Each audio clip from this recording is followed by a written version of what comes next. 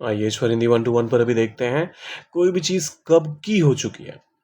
अब इसे ट्रांसलेट कैसे करेंगे? बेहद आसान है।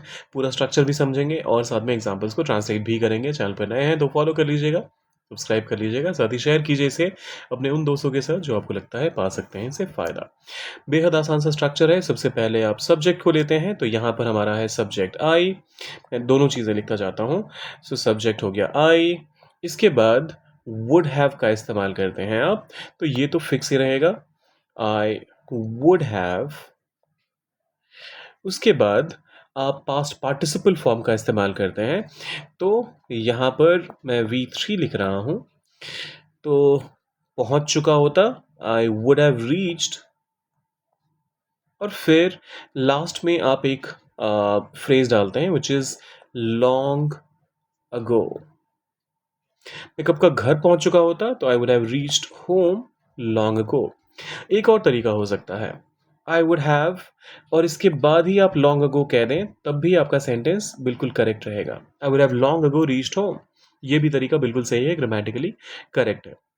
अब बाकी के स्टेटमेंट्स को करते हैं ट्रांसलेट। वो कब का नौकरी छोड़ चुका होता, ही वुड हैव।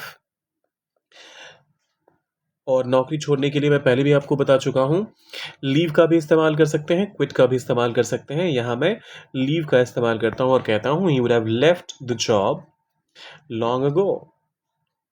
और जैसा मैंने पहले कहा था, he would have long ago left the job. दोनों तरीके सही हैं। हम कब के निकल गए होते, वी वुड हैव लेफ्ट। निकलने के लिए फिर से लीव का इस्तेमाल होता है। वी वुड हैव लेफ्ट, निकल गए होते long ago, we would have left long ago. तुम कब के सफल हो गए होते, यू वुड हैव सक्सीडेड। सफल होना, सक्सीड। और you would have succeeded long ago. अभी आखिरी वाला आपके लिए है, वो कब का वापस आ गया होता, इसका ट्रांसलेशन आपने कमेंट में डालना है। और जाने से पहले लाइक शेयर और सब्सक्राइब करके जाइएगा। मिलते हैं जल्दी।